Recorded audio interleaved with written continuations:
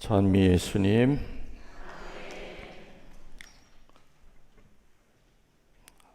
성모님의 메시지, 성모님의 가르침을 종합을 해보면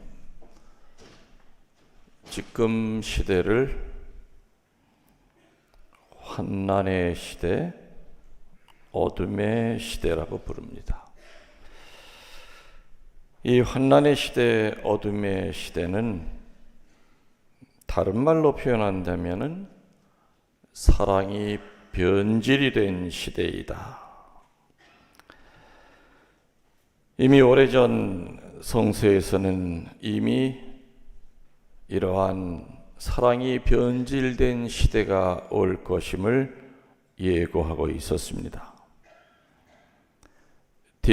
디모테오 후서 3장 1절에서 9절에 보면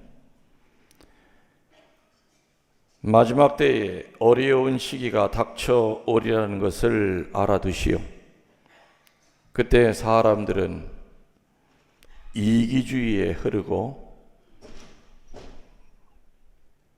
돈을 사랑하고 뽐내고 교만해지고 악담하고 부모에게 순종하지 않고 감사할 줄 모르고 경건하지 않고 무정하고 무자비하고 남을 비방하고 무절제하고 난폭하고 선을 좋아하지 않고 배신하고 앞뒤를 가리지 않고 자만으로 부풀어 있고 하느님보다 쾌락을 더 사랑할 것이며 겉으로는 종교 생활을 하는 듯이 보이겠지만 종교의 힘을 부인할 것이다. 디모테오 후서 3장 1절에서부터 9절에 나오는 이미 2000년 전에 이 세상 환난의 시대가 다가올 때 이러한 현상들이 일어날 것이다. 물론 2000년 동안 성모님은 여러 군데 발현하시면서 이러한 사도들의 가르침을 뒷받침해 주고 계십니다. 그래서 환난의 시대, 어둠의 시대라고 하는 것은 사랑이 망가진 시대, 다른 말로 사랑이 변질된 시대다. 그래서 이 세상의 문제는 결국에는 다른 사람의 문제가 아니라 곧 나의 문제요. 나의 문제는 바로 사랑의 문제입니다.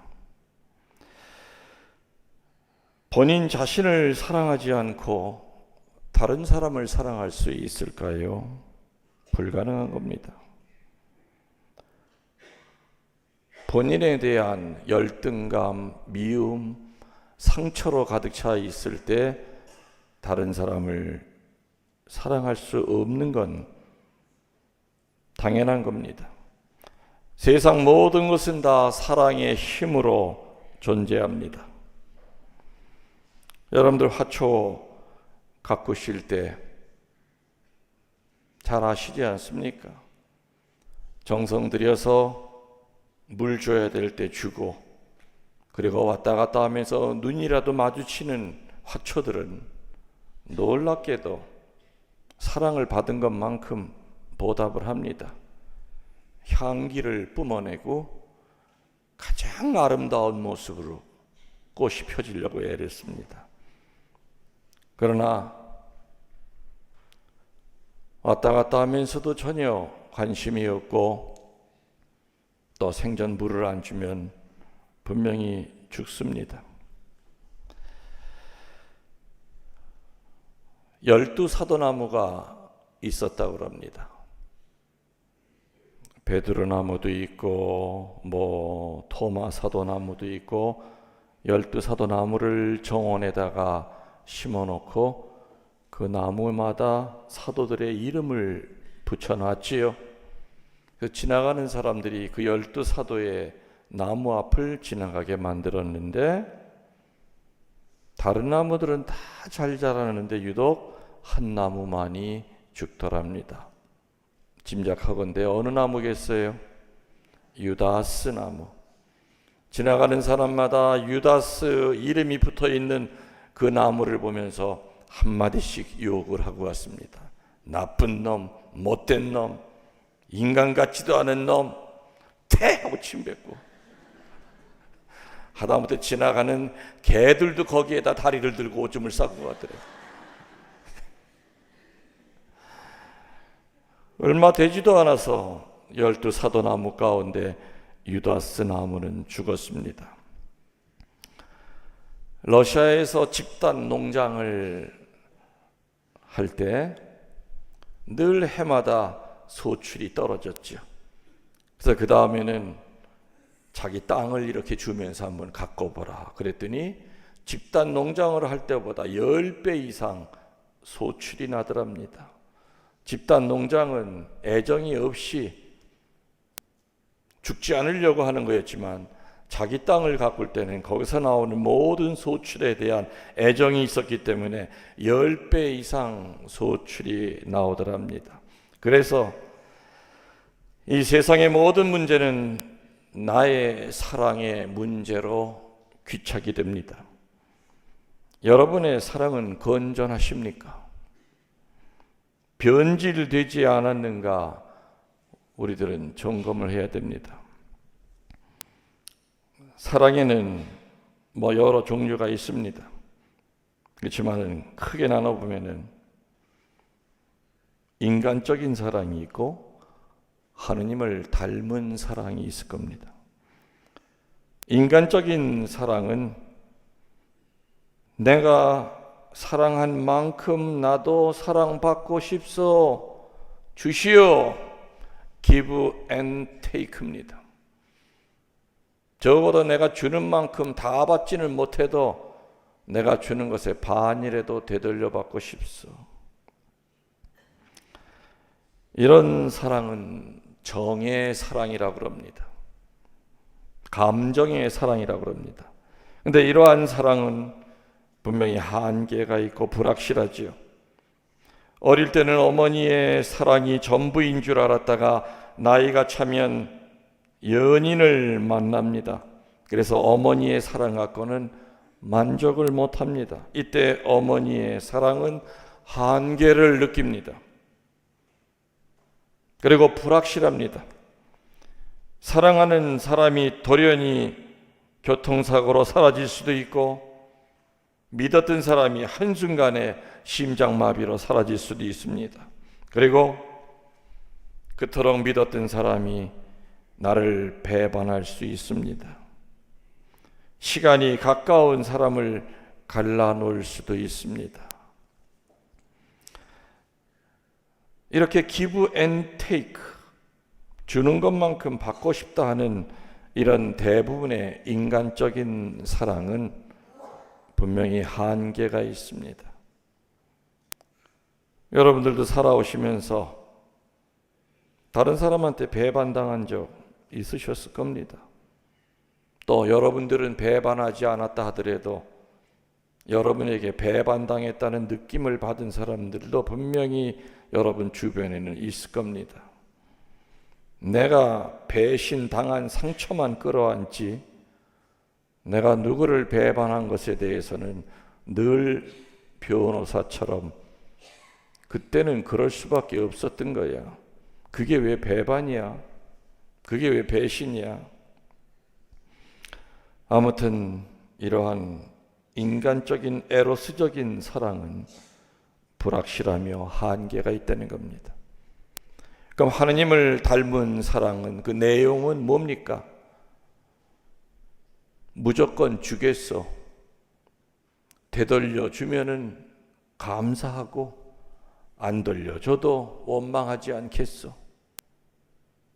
그 대신 하느님께서 평화와 기쁨이라고 하는 선물을 대신 주신다는 것을 나는 미리 알고 있어. 그래서 무조건 주겠어. 눈꽃만큼도 기대하지 않겠어.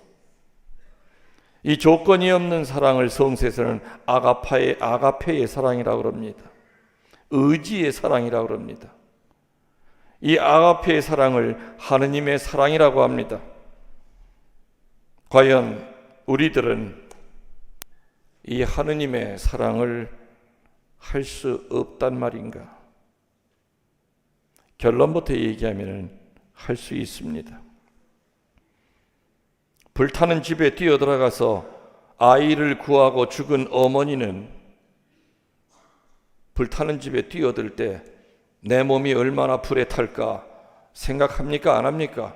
안 합니다. 저 안에 있는 내 자식 새끼만 살릴 수 있다면 죽어도 상관없습니다. 아무 조건이 붙질 않습니다. 내가 이렇게 뛰어드는 것만큼 자식 니놈은 나중에 커서 이 은혜 잃어버리면 안 돼, 이렇게 복잡하게 생각하지 않습니다. 무조건 뛰어듭니다. 철길에서 놀고 있는 자식을 밀어내고 죽은 아버지도 있습니다. 그 기차바퀴가 내 몸뚱아리 위를 지나갈 때 얼마나 아플까, 그거 생각하지 않습니다. 내 자식만 살릴 수 있다면 내 몸이 기차에 깔려 터져 죽어도 아무 관계가 없는 겁니다.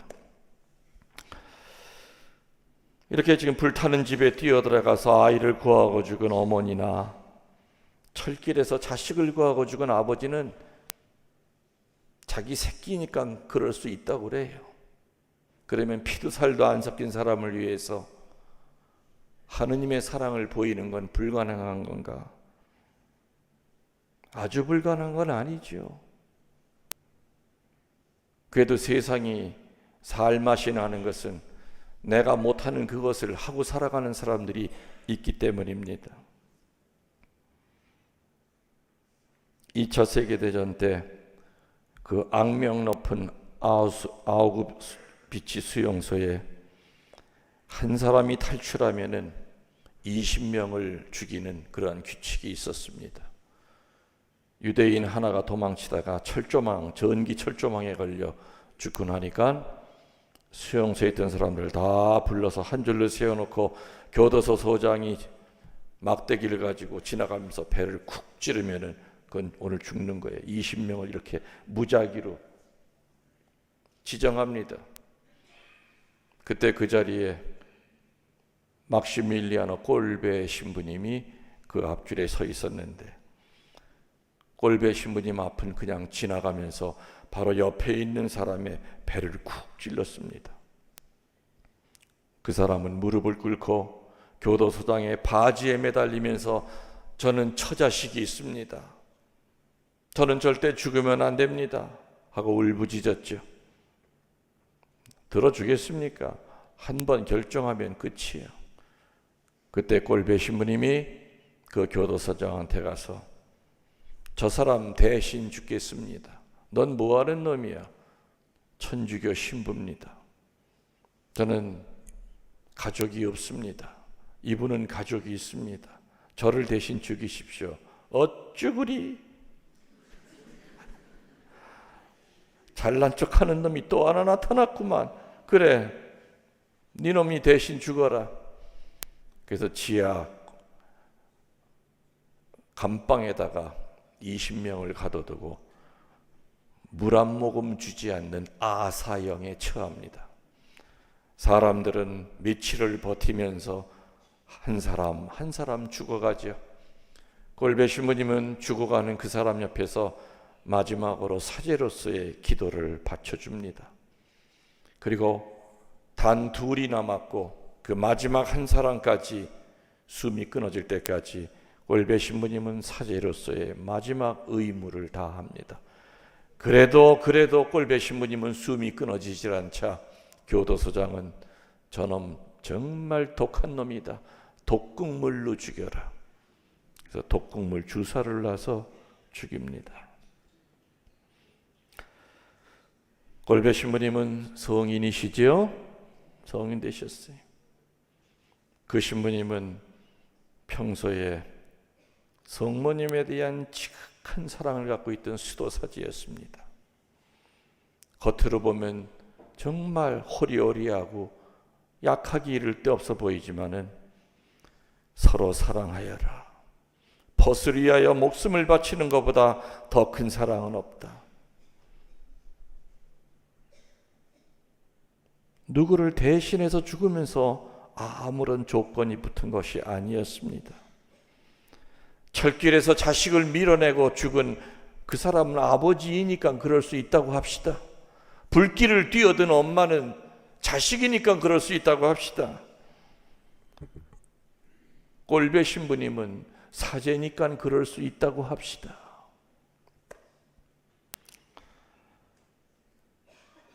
자식을 죽인 원수를 양자로 삼아서 옥바라지까지 했던 사람을 저는 압니다.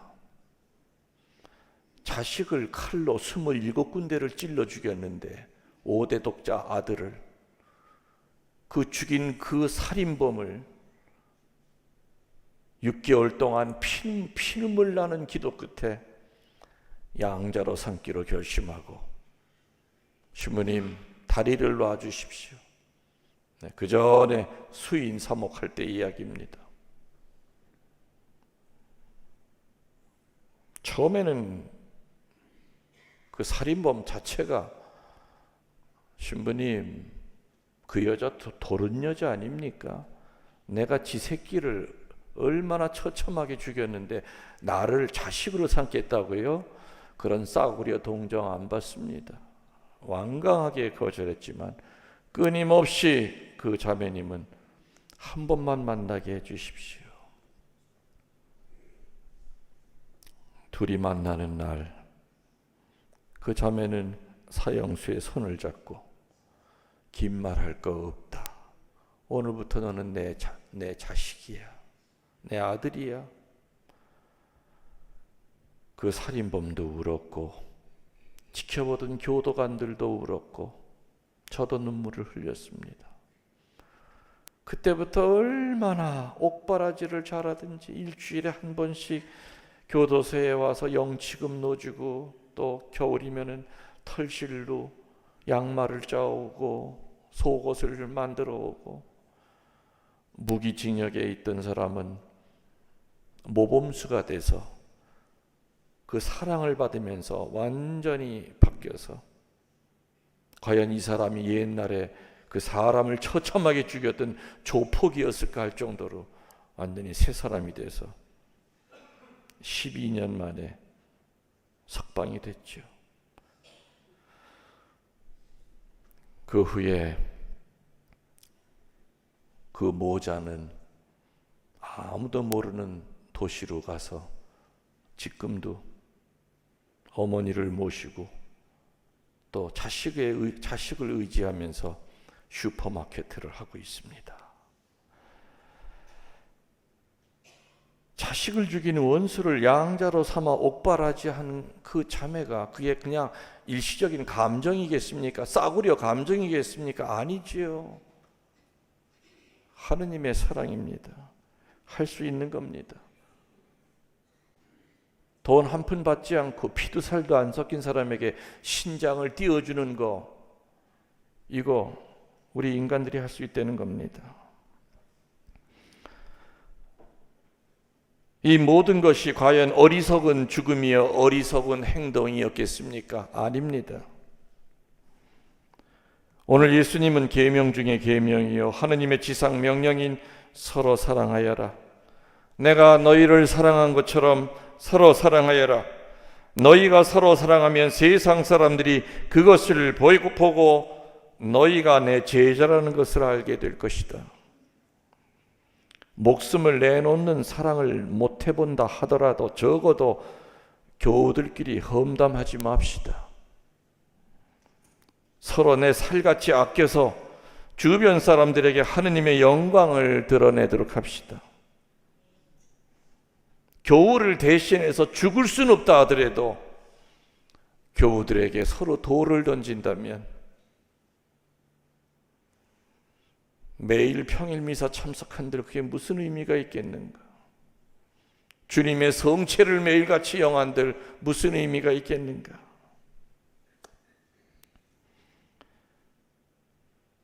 주변 사람들에게 하느님의 영광을 드러내는 것이 바로 살아있는 전교요, 주님의 현존을 증거하는 가장 힘있는 방법이라고 하는 것을 명심하도록 합시다. 아멘.